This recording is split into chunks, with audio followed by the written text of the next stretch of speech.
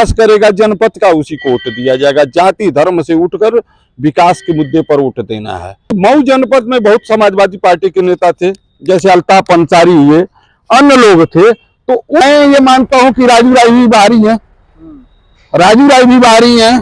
जैसे नमस्कार आदाब दोस्तों, इस समय हम मौजूद हैं उत्तर प्रदेश के अंतर्गत मऊ जिले में और हम बता दें कि इसमें घोसी विधानसभा में मौजूद हैं और हम बता दें कि इसमें कोपागंज गौरी शंकर मंदिर में मौजूद है। और हमारे पास जो शख्स मौजूद हैं वो किसी परिचय के मोहताज नहीं है, फिर भी हम आपको बता देते हैं कि हमारे पास जो शख्स मौजूद हैं बीएसएस परशुराम सेना के प्रदेश अध्यक्ष पंडित अजीत कुमार पांडे जी मौजूद हैं। तो आइए इनसे कुछ सवालों पे बात करेंगे, कुछ मुद्दाओं पे बात करेंगे।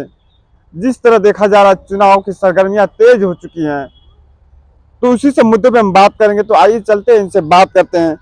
जिस तरह देखा जा रहा है कि लोकसभा चुनाव का आगाज हो चुका है, सभी नेताएं जो हैं फील्ड में उतर चुके हैं, गांव-गांव गली गली घूमना स्टार्ट कर चुके हैं। तो क्या कहेंगे इस सब पे आप? पहले तो मैं आपके चैनल को बहुत बहुत धन्यवाद देता हूं। और चुनाव का आगाज हो चुका है और जानते हैं कि बरसाती जो मेढक हैं, बहुत लोग चुनाव में आ रहे हैं। जो एक आदमी लेकर ये रहा है कि मैं युवा हूं तो ये हूं, तो मैं उन नेताओं से पूछना चाहता हूं कि इससे पहले आप कहाँ थे? मऊ के बारे में क्यों नहीं सोचा गया? और इससे पहले जो जनता की समस्या थी उस समस्या का निराकरण क्यों नहीं किया गया? तो मुझे लगता है कि हर व्यक्ति अपना लाभ लेने के लिए लोकसभा चुनाव लड़ने का एक सिस्टम बना रहा है। और उन लोगों का कोई सिस्टम नहीं, सिस्टम यही है कि उस पार्टी से कुछ पैसा लेंगे बैठेंगे, इस पार्टी से कुछ पैसा लेंगे बैठेंगे। तो इन छुट्टे भैया नेताओं का कोई भरोसा नहीं है। जिस तरह देखा जाए बीजेपी पार्टी से गठबंधन में ओम प्रकाश राजभर के लड़के की बात आ रही, अरविंद राजभर की लड़ने की। ओम प्रकाश राजभर मंत्री बनने के बाद गांव-गांव घूम रहे हैं, अपने बेटे के लिए अपील कर रहे हैं। तो क्या लगता है कितना उनका असर पड़ेगा?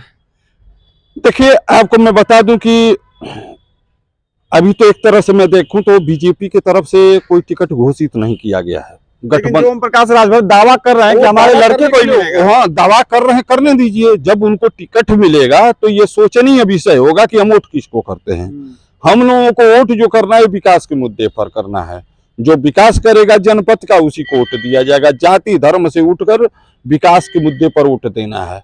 और ओम प्रकाश राजभर घूम रहे हैं, मंत्री हुए हैं, तो उनका घूमना काम है, लोगों से कहना उनका काम है, इसका कोई विरोध नहीं है। लेकिन विपक्ष की जो पार्टियां हैं, समाजवादी पार्टी, मेरे समझ से लगता है कि वो भी बहुत भेदभाव करती है मऊ जनपद के लिए। विगत समय एमएलसी का चुनाव हुआ तो इन्होंने बलराम यादव और गुड्डू जमाली को आजमगढ़ से एमएलसी बनाया। मैं कह रहा हूं कि मऊ जनपद में बहुत समाजवादी पार्टी के नेता थे, जैसे अल्ताफ अंसारी हुए, अन्य लोग थे। तो उन लोगों को नहीं यहाँ से एमएलसी क्यों नहीं, एक व्यक्ति को किसी को यहाँ से मऊ से एमएलसी बनाया गया? तो मुझे कहीं कहीं भी ये भी लगता है कि विपक्ष पार्टियां भी मऊ से भेदभाव करती हैं। जिस तरह देखा जाए सपा पार्टी से राजीव राय आ चुके हैं, काफी उम्मीद लगाया जा रहा था कि लोग यहाँ की उम्मीद लगा रहे थे कि यहाँ के लोकल कोई नेता है और लोकल नेता यहाँ की जनता की आवाज सुनेगी। लेकिन लोगों की उम्मीदों पे पानी फिर गया। देखा जाए कि बीजेपी पार्टी से जिस तरह ओम प्रकाश राजभर दावा कर रहे हैं कि हमारे लड़के अरविंद राजभर चुनाव लड़ेंगे, सपा से राजीव राय आ चुके हैं, लेकिन लोगों के दावे पे पानी फिरता नजर आ रहा है। मऊ के विकास पे गति पे रुकती हुई नजर आ रही है। क्या कहेंगे इसको, किस तरह देखते हैं आप? आपके कहे अनुसार यही न हुआ कि राजू राय भी बाहरी हैं? नहीं, मेरे कहे अनुसार नहीं, लोगों के कहे। नहीं नहीं नहीं नहीं नहीं, जैसे तो यही हुआ, जैसे वो बाहरी हैं। जैसे लोग पहले जो है एक मुद्दा उठा था, बाहरी भगाओ स्वदेशी लाओ, अपने जनपद का लाओ। तो कहीं ना कहीं से मैं ये मानता हूं कि राजू राय भी बाहरी हैं, राजू राय भी बाहरी हैं। जैसे पूर्व चुनाव में स्टैंड किया गया दारा सिंह मंत्री चौहान जी के खिलाफ, तो मैं ये नहीं देख रहा हूं कि कई समाजवादी पार्टी का नेता बोल रहा हो कि नहीं यहाँ का लोकल नेता होना चाहिए। क्यों, ऐसा क्यों है? आप में कोई आए तो सही है, दूसरे में आए तो गलत है। तो ये पॉलिटिक्स है, राजनीति है, और कुछ नहीं है। जिस तरह देखा जाए कि इसके पहले 2500 वर्षों से मऊ का विकास रुका हुआ है। जिस तरह देखा जाए कि कल्पनाथ राय थे, उन्होंने मऊ का काफी विकास किया। उन्होंने इतना विकास किया कि आज उनके विकास कार्यों पर यहाँ के नेता चूने तक नहीं पुतवा पा रहे हैं।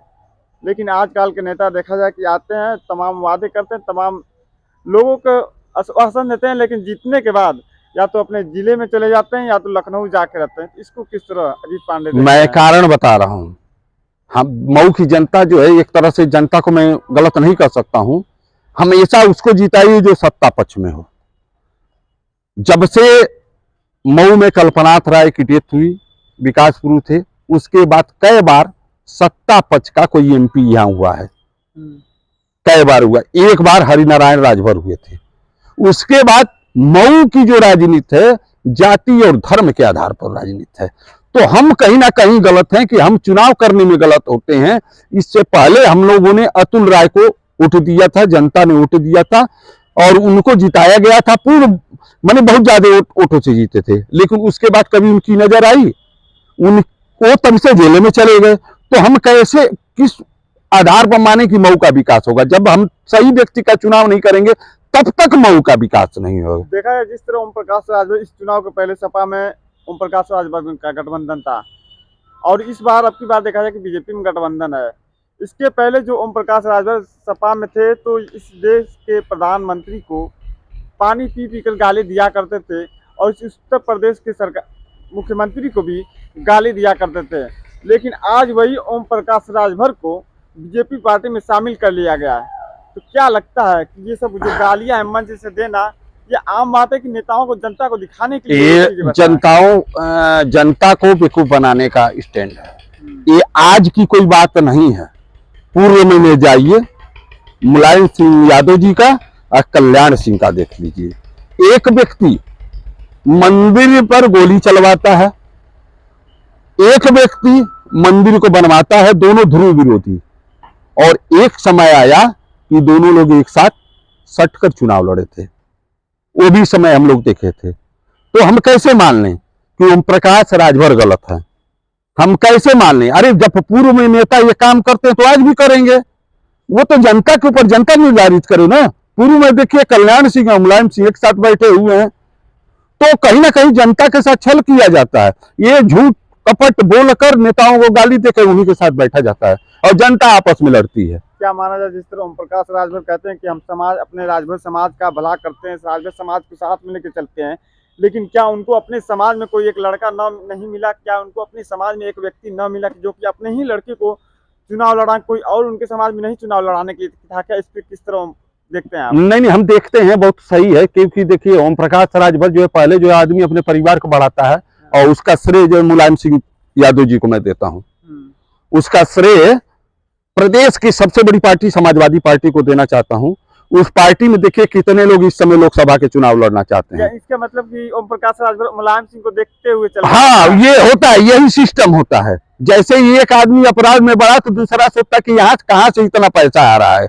समाज में सोचना, गलत के निगाह पर चलना, यही चीज हुई है।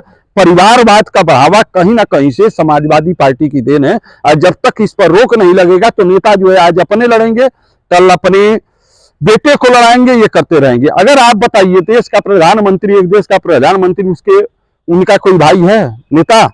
कोई भाई लोकसभा विधानसभा का चुनाव लड़ रहा है? देश के, प्रदेश के मुख्यमंत्री हैं, उनका परिवार का कोई चुनाव लड़ रहा है? नहीं लड़ रहा है, क्योंकि लोग खुद नहीं चाहते हैं कि परिवार में कोई राजनीति में है। तो कहीं ना कहीं से जो पुरानी पार्टियां हैं वो परिवारवाद को बढ़ावा दी हैं, उसका नतीजा आज निकल रहा है।